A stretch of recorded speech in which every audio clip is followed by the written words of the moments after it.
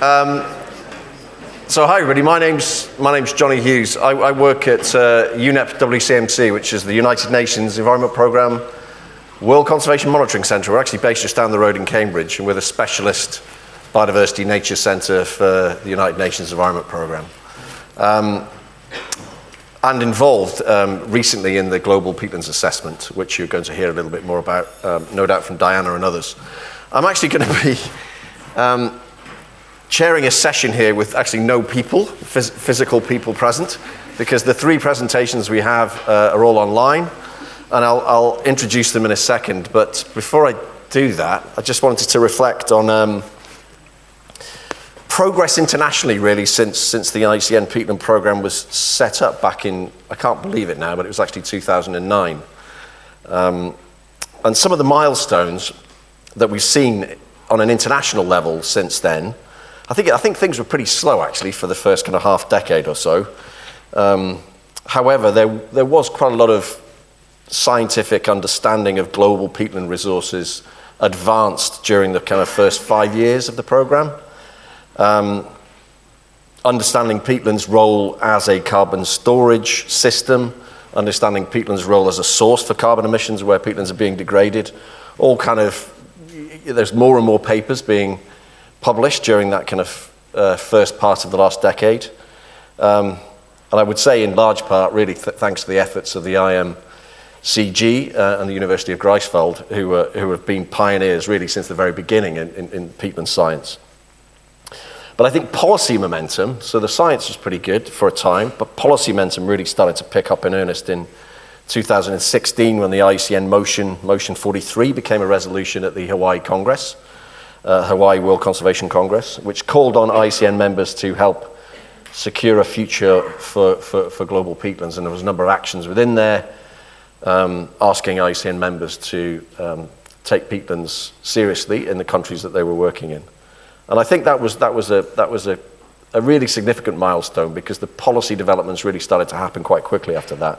2016, the fourth Ramsar strategic plan, which is actually still extant now. It runs from 2016 to 2024. Recognized that peatlands were an underrepresented wetland type in the Ramsar network, and included a target to increase their number, their area, and coverage and connectivity. That was a significant policy shift within the Ramsar Convention. And then in March 2018, the Brazzaville Declaration was signed, which aimed to implement coordination and cooperation between different governments within the Congo Basin.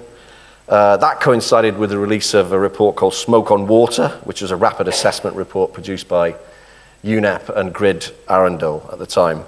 I remember being in Congo at the time, actually, when the declaration was being signed, representing the ICN UK peatland programme at the time. And it was quite a moment, because really there wasn't any awareness amongst the governments of that area until that point, really, of the importance of the peatlands in their countries. So it was a very significant moment. Obviously there's a lot of work still to do, but it was a very significant moment. And then in October 2018, the International Tropical Peatlands Centre is set up. We're going to hear from Faisal in a minute. Focusing on efforts to conserve and sustainably manage peatland throughout Southeast Asia, the Congo Basin and Peru, another very significant moment. And then in March 2019, the UNEA resolution, the United Nations Environment Assembly Resolution 414 is passed, calling for the conservation and sustainable management of peatlands. You might think how incredible there wasn't a resolution before 2019. But I think, like I say, that policy momentum really started to happen around about that period. And I think, I would pay tribute to the ICN UK peatland programme for everything they've done, actually, to raise awareness of the international importance of peatlands. And then, of course, last year at COP27, we had the launch of the Global Peatlands Assessment, the most comprehensive assessment of peatlands to date, involving 226 contributors, many of whom are in this room, from all regions, all over the world, to provide a better understanding of what peatlands are, where they are found, what condition they're in, and how actions can be taken to protect, restore, and sustainably manage them. And I'm not going to go through all the recommendations of that report, as probably the speakers that are going to follow me are going to say something about their own priorities, but I will pick out three priorities. One of the actions that was recommended was to expand protected area systems to include peatlands using evidence on the location and conservation status of peatlands that was provided in the assessment. I think this is a really key one because obviously we now have the 30 by 30 ambition, which was signed off in Montreal under the Kunming-Montreal Agreement. And I think as an international science policy practice community, we now, I think, really need to try and help countries and indeed regions to try and make that 30 by 30 target happen, but in the context of peatland conservation. The second one I pick out is the forming of fair, transparent and gender-responsive governance systems that are cross-sectoral and empower stewardship by Indigenous peoples and local communities through devolved decision-making, such as Indigenous co-management and community-led conservation. Can't stress how important this is because, really without the buy-in of local communities and Indigenous peoples, we will fail. Peatland protection restoration efforts will simply not work if it's top-down only. It's great that we've got these global agreements, but we really need bottom-up support from the people that are actually living in these habitats. And thirdly, I'd pick out the elimination of perverse incentives and disincentivize activities that are driving peatland degradation and conversion. Again, this is another Global Biodiversity Framework target, number 18, which states that we should be substantially and progressively reducing harmful subsidies by at least 500 billion a year by 2030. So there's a real kind of international policy context that has been created from the sign-off of an ambitious Global Biodiversity Framework, which I think the international peatland community can now kind of really push on with to see some real action on both the protection and the restoration of peatlands. So they might be my top three, but frankly, we probably need to implement all the recommendations in the Global Peatlands Assessment to have any chance, really, of securing a global peatland resource. So that's my introductory remarks. It's a rallying cry, if you like, that there's a lot to be done. We've discovered a lot more about peatlands during that assessment. But really, it's the beginning of the end, or rather, the end of the beginning for what we need to do in terms of our global policy, science, and conservation efforts. And with that, I'm going to now. I think he's joining us live, Faisal Parish, and he's probably joining us from a time zone which is unknown. No, he's joining us from a time zone in Asia somewhere, where I'm told by Clifton it's around about 11 o'clock. Is that right? You can hear me. Blimey, you took us all by surprise there. So I'm going to pass over to Faisal's an absolute legend of peatland conservation. For those of you who don't know him, you probably all do. Global Environment Centre. Faisal, over to you. You're on. Can you see us? Yeah. Thank you very much, Jonny. Okay. Good afternoon, everyone. What I'm going to do is give an update on peatland action in Southeast Asia. Some of you may have attended, the last time I attended the IUCN Peatland conference was 3 years ago, and we've made a lot of progress in the region, but also continuing challenges in the region related to peatland management. So peatlands in Southeast Asia, I mean, they look a little different to peatlands in the UK, but share many fundamental similarities. So our peatlands are covered with a dense tropical forest. Underneath that forest, they're storing vast amount of water and play a critical role in regulating fresh water, preventing saline intrusion, and also preventing floods. Our peatland also have very high biodiversity. I think in the UK, we're not used to seeing bears and false carrier crocodiles wandering around our peatlands, but in Southeast Asia we have very high diversity. The image on the top right, new species endemic fighting fish, discovered about 25 years ago in peatlands in Malaysia. So far we've identified more than 35 new species to science of blackwater fish in peat swamp forest, and one peat swamp forest in Malaysia may store definitely more fish than the species in the UK. and maybe half as much as the whole of Europe in one peat swamp forest system. So highly diverse, and if we can protect and manage them well, then significant opportunities for community income through ecotourism and other activities, as well as the conservation itself. But unfortunately, when we degrade peatlands, then there are massive impacts.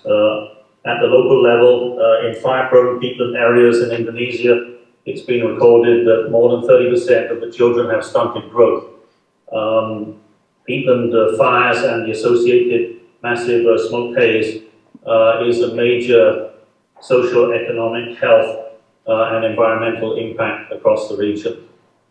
This you can see is the smoke cloud from October 1997, covering at the time more than 10 million square kilometers were blanketed in smoke for up to 6 months due to massive peat fires in Indonesia, but also elsewhere in ASEAN. And this was the largest ever recorded pulse in greenhouse gas emission that's been recorded through that massive and long-term fires, 97, 98. I mean, quite a long time ago now, but still the impacts of the degradation that happened that time and subsequently during dry seasons, it is having a very significant effect. Apart from social environmental impacts, up to 10 to 100 to 300 billion dollars worth of economic damage has been caused by large-scale peatland fires. The region has reacted at policy level. There's a number of mechanisms being set up, the ASEAN Agreement on Transboundary Haze Pollution, ASEAN Peatland Management Initiative from 2003, so 20 years ago.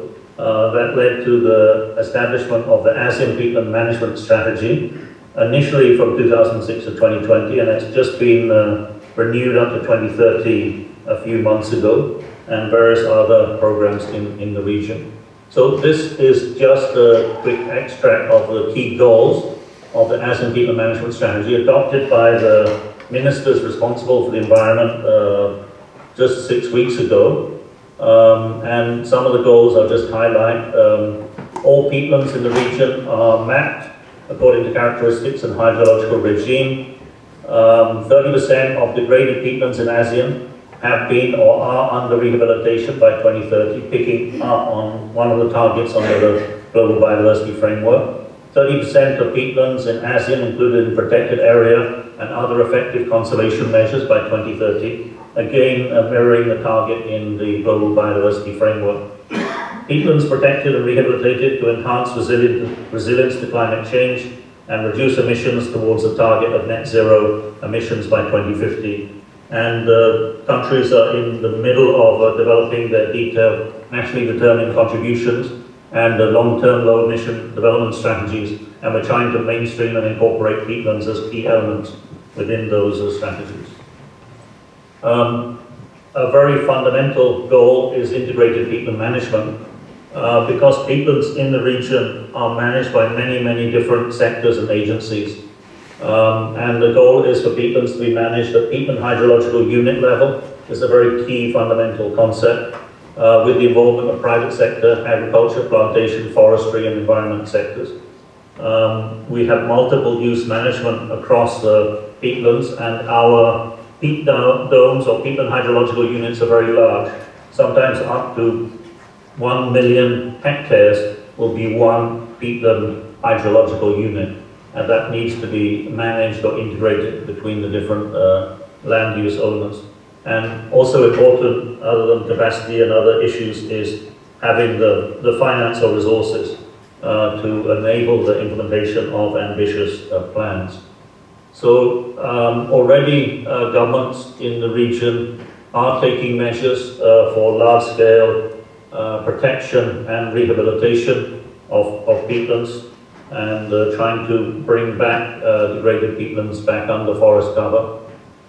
Re-wetting and enhancing or restoring peatlands is bringing multiple benefits of, one, reduce the fires and transboundary haze, but also increase the biodiversity and water resources. And already some very significant progress is being made in re-wetting and restoration, particularly in Indonesia, but also in other countries.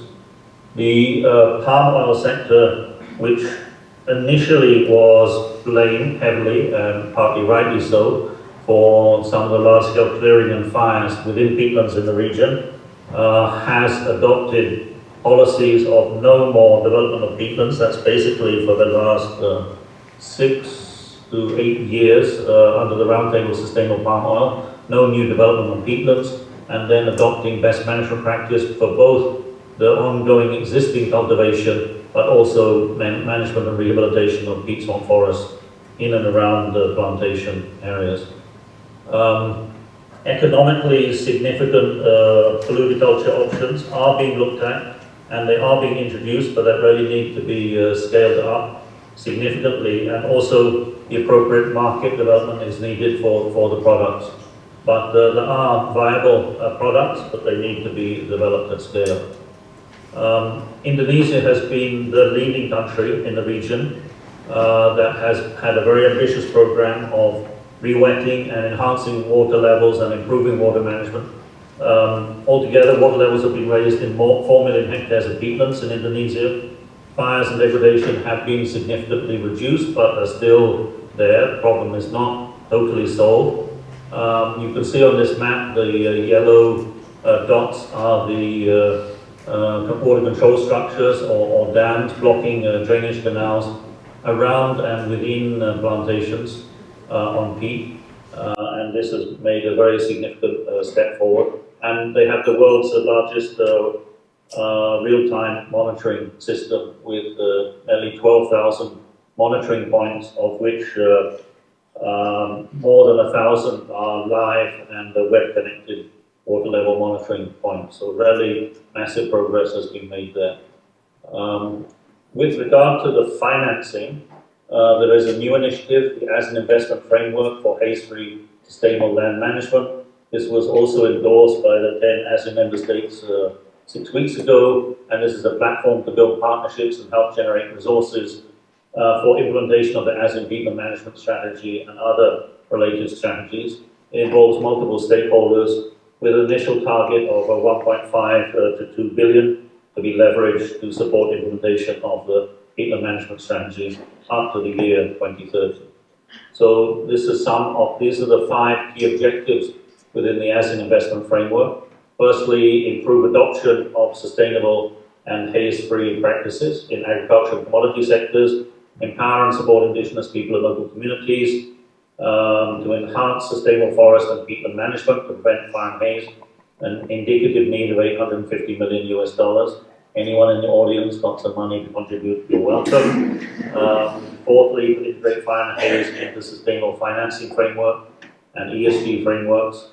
And fifth, to enhance policy and governance across the region. These initiatives we're cross-linking with sustainable development goals. And also within the region, there is some real pioneering and new work being done by the finance ministries and the central banks. And basically they're setting up a new finance and investment framework and requirement that is basically transitioning finance away from unsustainable activity, and again with target between 2030 and 2040 to phase out all commercial bank financing and investment in activities that could lead to the degradation and significant greenhouse gas emissions. And one of the top sectors is agriculture, forestry sector. It will take a time, maybe 5 to 10 years to fully initiate this framework, but it's a very fundamental framework to start shifting potentially billions of dollars in the financing towards more sustainable peatland management. The work in the region is also aligned with the national commitments under the United Nations Framework on Climate Change. And most of the countries, almost all the countries have a target by carbon neutral by 2050, and most of the countries have significant targets by 2030.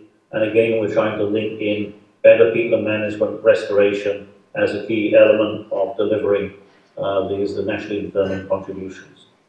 So with that, I hope it gives you some idea of what's been happening and what's going to happen. Some very ambitious ideas, and hopefully in the Q&A session we can talk a little bit more. Thank you very much.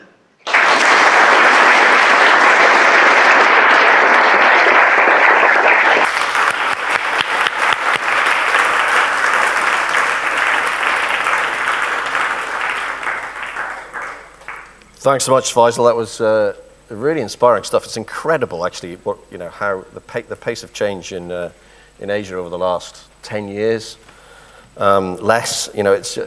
So there's a lot of hope actually in that presentation. So thanks for that, Faisal, and stick around for the Q&A, which is coming up. Next, we're going to go to a video, as I understand, or we're going to go to a video. By Jean-Jacques Bambuta, who's from the Ministry of Environment in the Democratic Republic of Congo, who's going to tell us about peatlands in the DRC. Hello, ladies and gentlemen. I'm Jean-Jacques Bambuta, talking to you from Kinshasa in the Democratic Republic of Congo. Thank you for inviting me to share some information on peatland management in DRC. Okay, since 4 years, with the advice of some peatland enthusiasts from Global Peatland Initiative, the Peatland Management Unit in Democratic Republic of Congo is making good progress on his way to the identification of national peatland policy. This means that we are working hard to assure that peatlands are taken in consideration in mitigation and adaptation policies. Currently in DRC, the national debate on peatland is focusing on the extent, depth, and value of this ecosystem.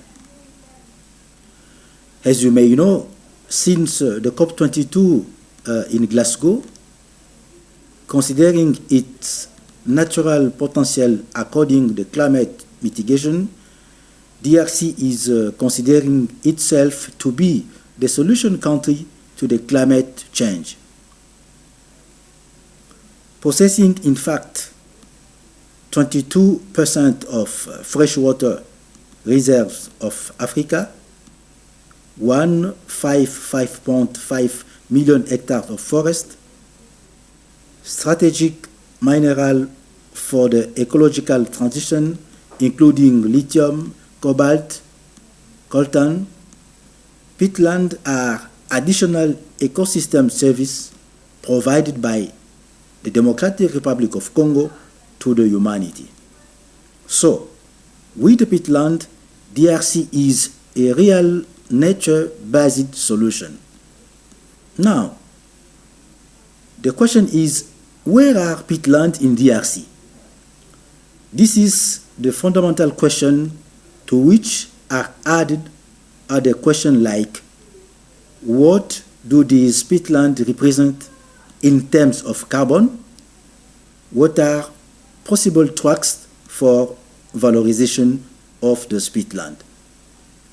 DRC has defined a vision which is to protect peatland for people and nature.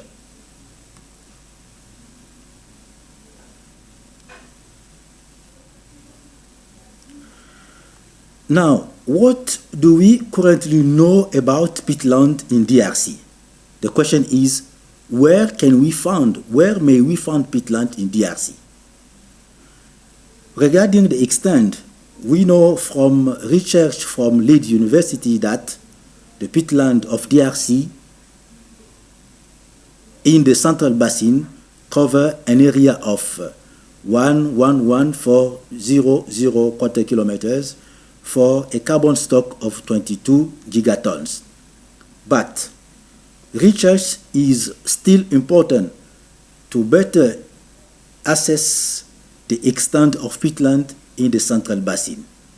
We believe that the potential in this area is still enormous. Apart from the peatland that we may have in the Central Basin, DRC have also other peatlands in other areas. This is the case of peatland that we may have in mangrove, according to the information that we got from our colleagues from Grasmail Center.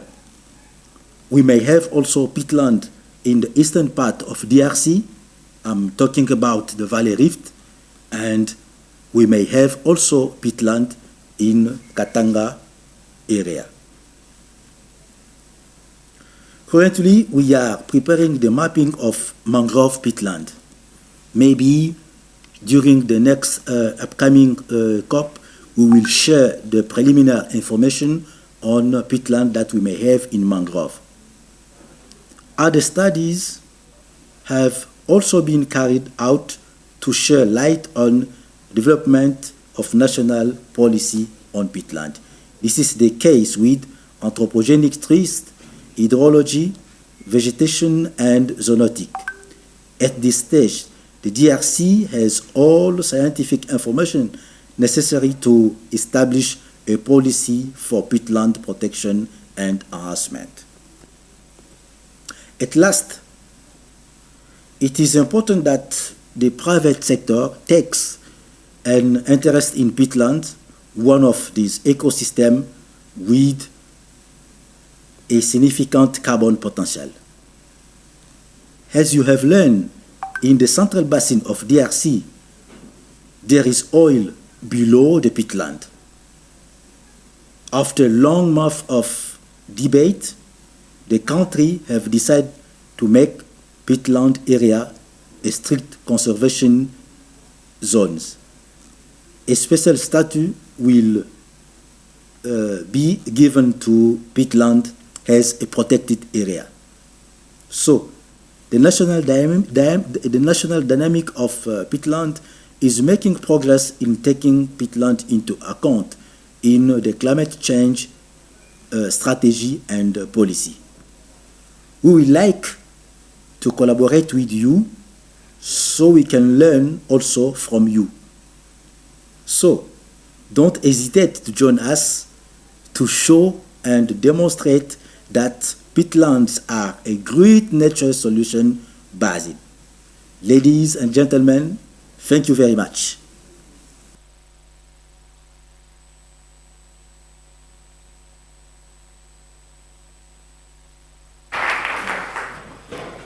So thank you very much. Thank you very much, Jean-Jacques.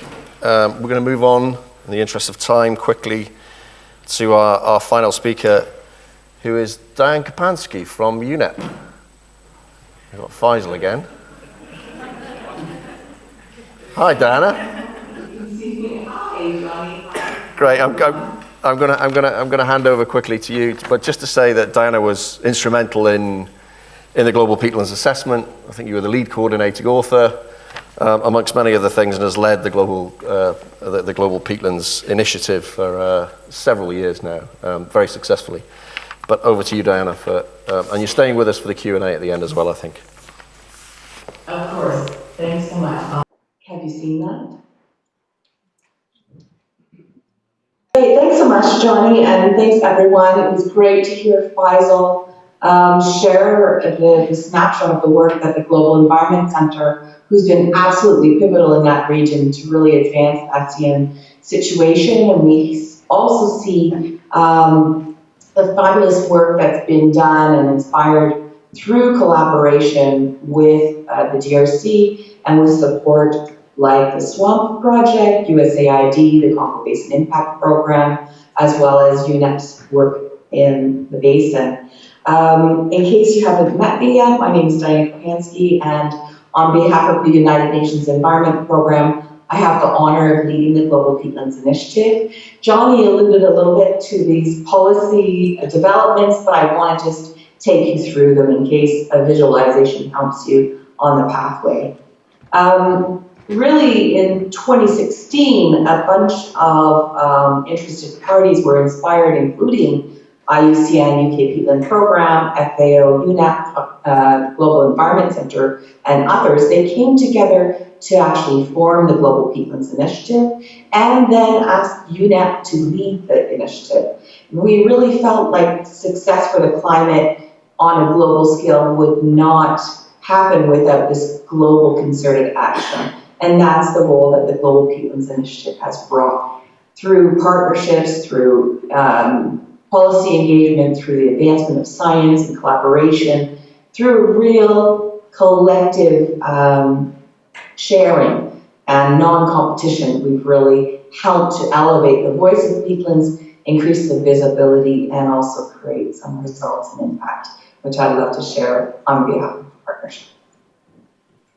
We work hand in hand with countries, and some of them are here pictured. We got the Brazzaville Declaration based on a real strong voice from the Indonesian government and a commitment to work with both the DRC and the Republic of Congo with support of UNEP and all of the GPI partners to help their knowledge advance and to also bring the policy agreement into action. And we saw the creation of the International Tropical Peatland Center as well as the UNEA resolution. But it hasn't really happened in isolation. These sequences have also been really strategic. We heard from Jonny, and we know that the IUCN Resolution 43 was really critical for a wide group of stakeholders to be more exposed to the importance of peatlands. We've seen the work of the Ramsar Secretariat, the Convention on Wetlands, historically from 2002, but also coming up with stronger and more directive resolutions like we saw in 2018. And then we had the United Nations Environment Assembly number 4 in 2019, where all countries of the world and the nine major groups and stakeholders representing all diverse groups like youth, women, farmers, business, and others came together and agreed on the United Nations Environment Assembly Resolution number 16 for the conservation and sustainable management of peatlands. And since that, we've also had very strong discussions and even acknowledging the Global Peatlands Initiative and the importance of peatlands, specifically at the G20 discussions and embedded in the G20 declaration in 2022, and most recently by the the New Delhi Leaders Declaration led by India in September. They also acknowledge the importance of peatlands and tying that also to the stresses of fire and climate change. Here we are really celebrating this link between science and policy, bringing Southern countries together at the leadership level, but also at the level of people to really solidify these partnerships. And out of the Brazzaville Declaration, we've seen a number of actions from the Indonesian government, but also from the Democratic Republic of Congo, who established a dedicated unit in their Ministry of Environment and Sustainable Development.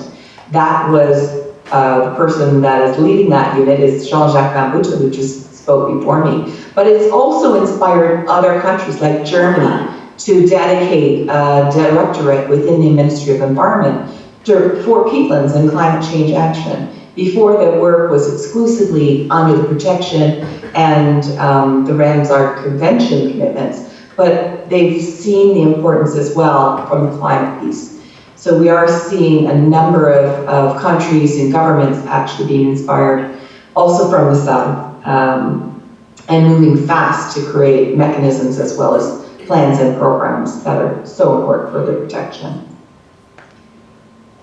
Here we have all, outside of the International Tropical Peatland Center creation, we have the two ministers from Republic of Congo and Indonesia that have signed a direct memorandum of understanding. They are exchanging very regularly and combining at major global discussions to raise and elevate peatlands. So you've also heard their strong voices based on a very open and honest exchange, which is also upheld by science. And many of those scientists indeed are in the room. We have a great collaboration with the Congo Peat Project, which is financed by the UK government, but also in collaboration with a number of other academic institutions, including two Congolese institutions, both in the Republic of Congo and the Democratic Republic of Congo. So this transfer of knowledge, this building of resource, and the science to policy link is getting really fast and stronger. This is the UNEP resolution in case you haven't seen it, so please do be aware. We are regularly reporting on the progress of that resolution, and one of the elements of that resolution was to bring interdisciplinary science closer together to enable this cross-sectoral discussions. And we've also, with partners like Scotland's Royal College, established a Global Peatlands Initiative Research Working Group. That's more than 600 researchers working across the world to also elevate and enable capacity building. We had an echo from the public, from artists, from Indigenous people, and from a really select group of individuals in Venice, and it was in 2022 at the Chilean pavilion called Turbo Tolo. It was an art installation at the Venice at the Venice Biennale, which is the largest art and architecture exhibit in the world. And the Chilean government set aside their pavilion to dedicate it entirely to peatlands. So there was a whole other community exposed to the importance of peatlands during that exhibition, and a number of us got together to echo to all countries of the world and say that we will, in our own communities, at our own localities, protect local peatlands for the global good. So there is also this movement of people that are lining up around the world to take action for their peatlands. Please do reach out and connect with them, because they are looking toward yourselves as researchers, as policy leaders, and as business partners to really enable them to take critical community action that Jonny had emphasized as well. We have also, through the Global Peatlands Initiative, working with FAO, which is the main implementing partner, undertaken a number of studies, and they have collected not only work and progress on peatlands mapping and advancement monitoring, but also we've done work on what's the status of peatlands inclusion in the NDCs. And we know that these are voluntary, but we do know that these are really important mechanisms for countries to elevate and enable both adaptation and mitigation promises.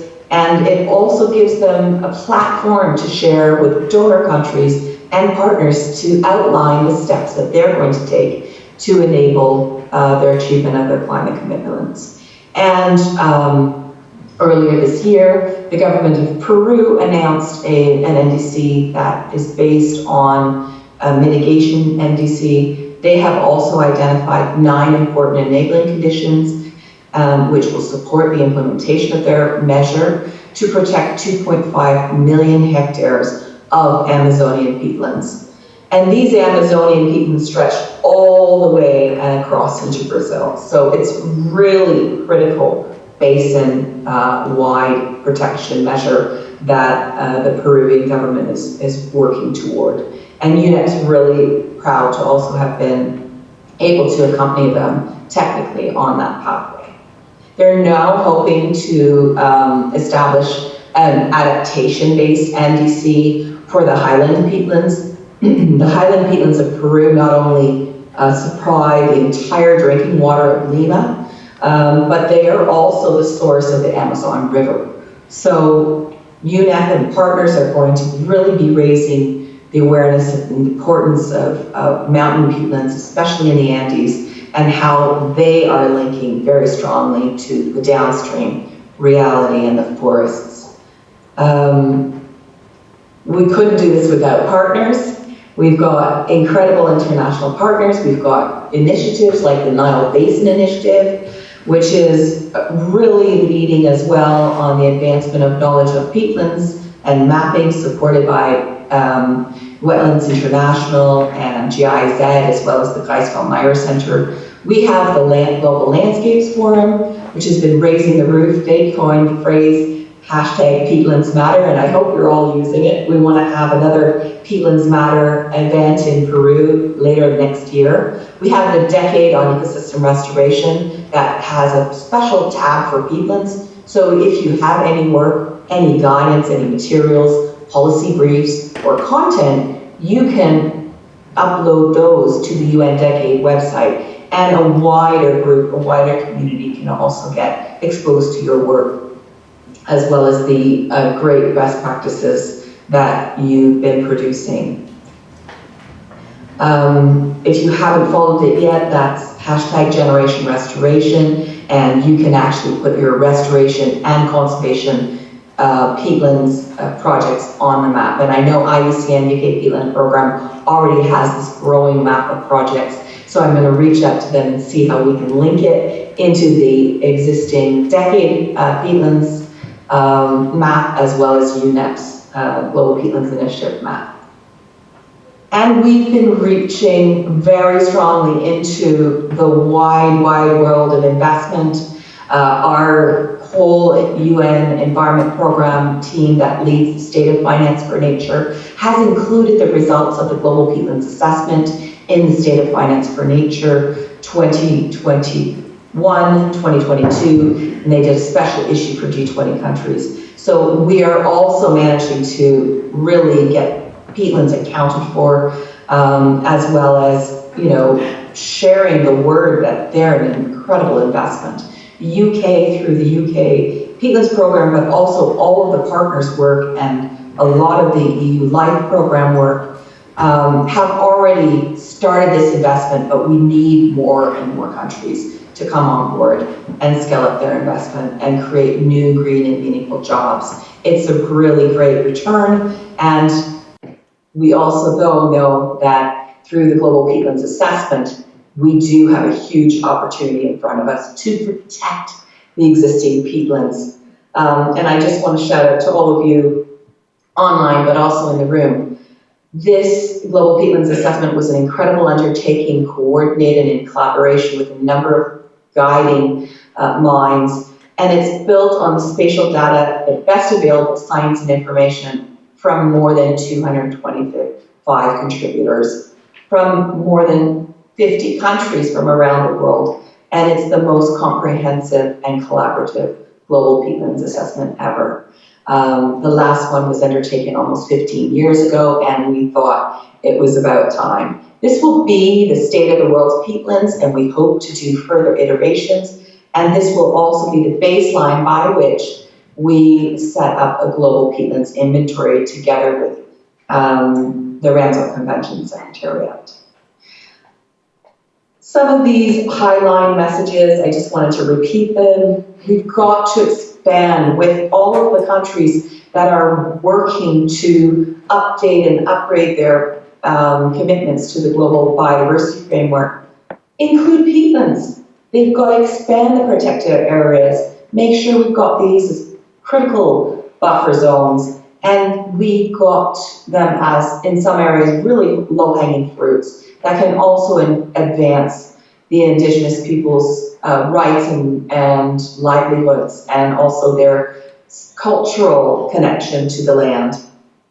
We need to definitely phase out harmful operations on peatlands and urgently re-wet them.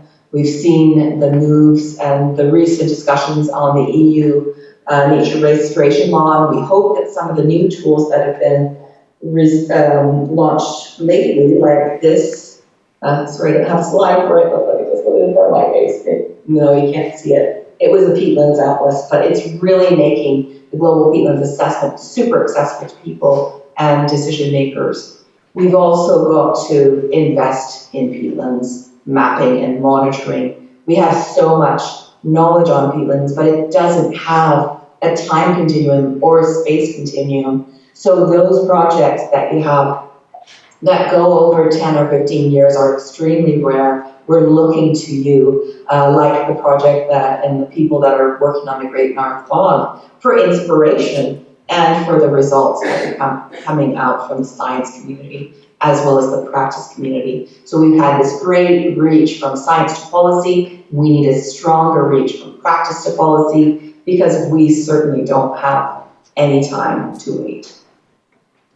So if you're not yet part of the solution, part of the Global Peatlands Initiative, please do join us, spread the word. We're an open partnership that's really looking wide and diversely. Thank you so much.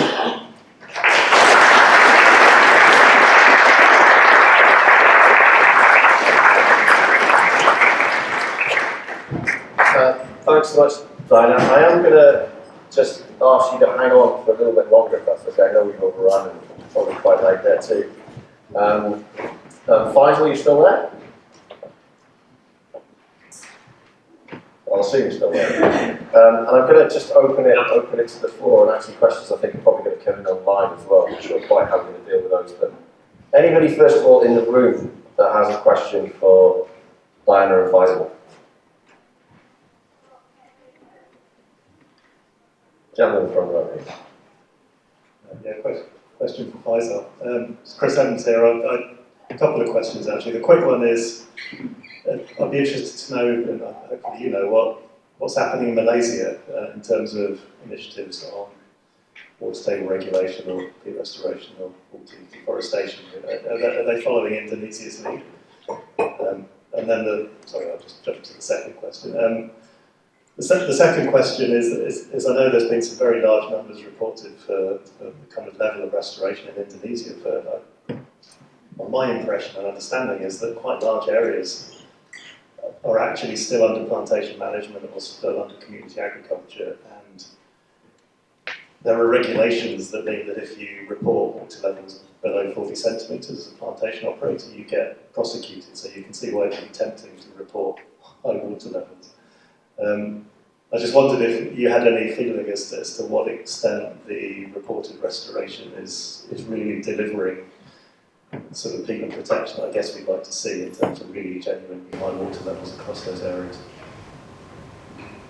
Yeah, thanks very much, Chris. If okay, I'll just answer the two. So Malaysia, yes, I'm based in Malaysia, working in Malaysia. We have about 2.6 million hectares of peatland, as opposed to 20 plus million in Indonesia. Maybe I focus a bit on Indonesia. In Malaysia, unfortunately, we're lagging quite a long way behind Indonesia. The policies are coming there. There's basically from 2019, no new oil palm development allowed on peatlands, but it's very slow and to really get strong measures for restoration. There's a target only of 10,000 hectare of peatland restoration, but we have a much larger. We have 200,000 hectare of fire-prone peatlands. We have about 60–70% of all peatlands have been opened up for agriculture and plantations. So quite severe issues, but we're making some headway to get better protection. And we're working in 5 of the key landscape of the largest peatlands to try to look at integrated management. So the largest of which, 110,000 hectare, has recently been set aside for conservation, utilizing climate financing. So there is some good news in Malaysia, but basically is quite slow and behind Indonesia. Yes, Indonesia is not, everything is rosy there. Indonesia has said 20 plus million hectares of peatland. Very significant area degraded by fire, maybe about 6 million hectares regularly burnt in fire repeatedly, and that's very slow to restore, very difficult to restore large areas. The reported area, as I mentioned, about 4 million hectares of re-wetting. That is primarily in areas which are developed for oil palm and pulp and paper fiber plantations. So basically the restoration or re-wetting is basically raising water levels from what used to be around 1 to 1.5 meters below surface to around 40–50 centimeter. Yes, of course, to comply with the law, the companies need to keep it at 40 centimeter.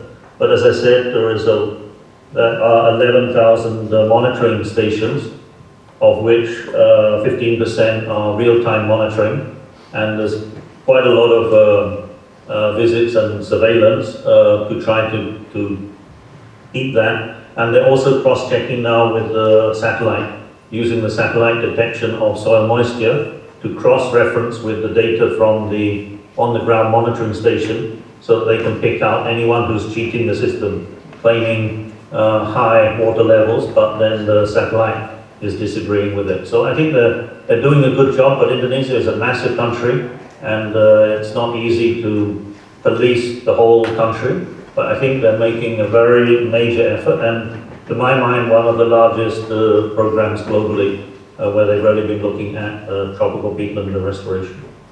Thanks. Thanks. It's impressive what they're doing. It's how far are they? How far is still to go? It's a challenge.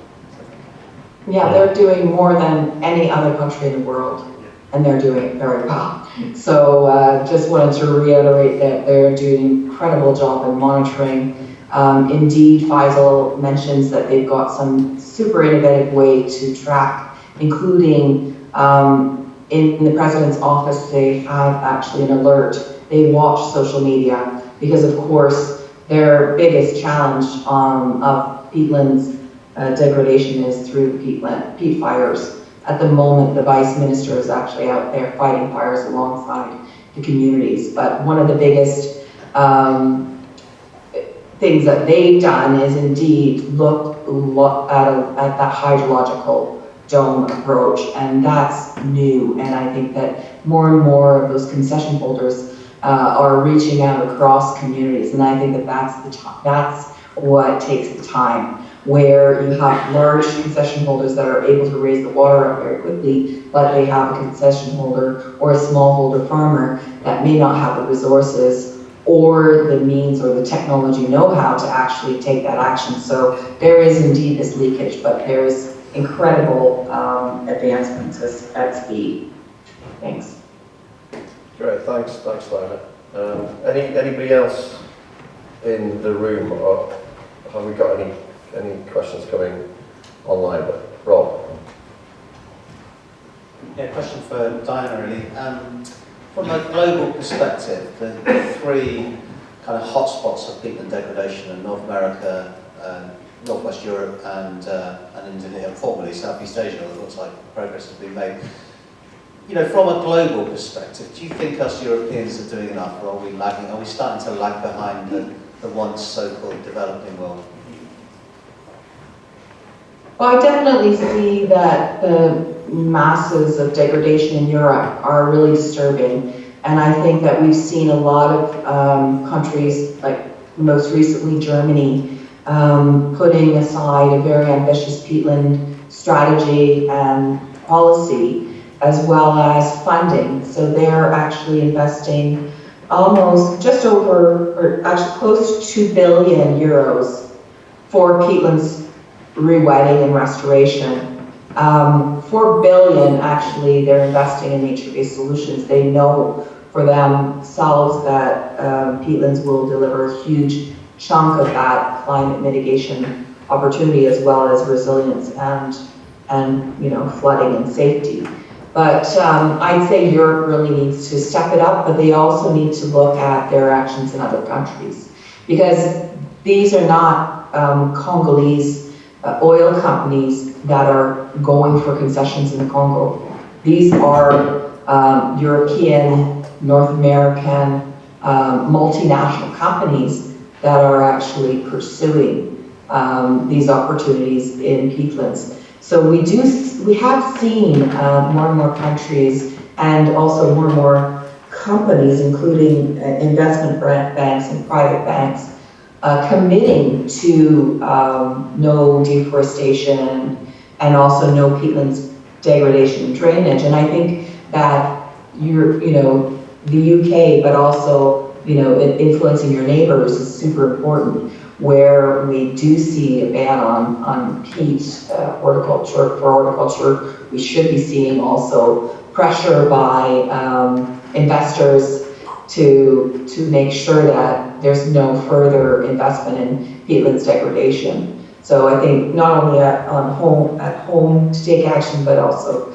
internationally. And we have seen countries like Chile and Argentina through some work that the Wildlife Conservation Society, but also UNEP and partners have done there to actually declare large parts of their southern cone and Tierra del Fuego as protected areas. So I think we need to make the peace for peatlands protection urgently, but we also need to look at our choices as individuals and also be more well informed about where our dairy, butter, cheese, and other products are coming from. So a lot more outreach, a lot more awareness raising, and just spreading the word as wide as we can, putting pressure on those that make decisions. Great, thanks, Dan. We are hugely over time, so I think I'm probably going to let you go on that. I think you make a really important point there about policy decisions which are being made in the global north can profoundly affect the outcome for peatlands in the global south, whilst at the same time, obviously, aid is sometimes flowing in the right direction. Bad policy decisions are also flowing in that direction, and it's a circle that needs to be squared off.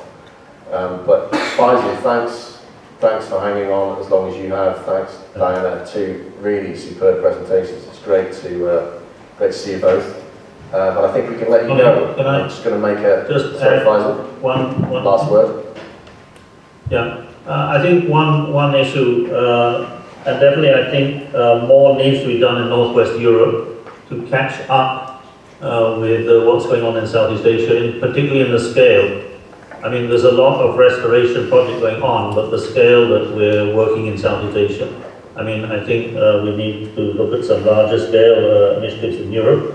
The other aspect, I think very important, is adaptation to climate change, looking at resilience. I mean, if we just look in the last few weeks, massive peatland fires all across Canada. I think the largest ever fire season across Canada at the moment. A lot of that burning in peatland.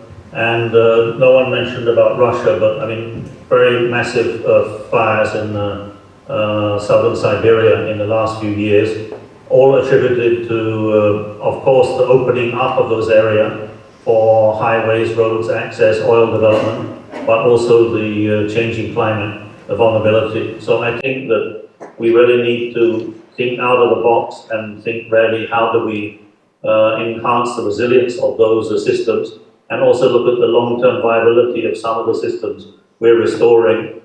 Can we look at 30 years climate prediction, and are they going to be able to sustain into the future?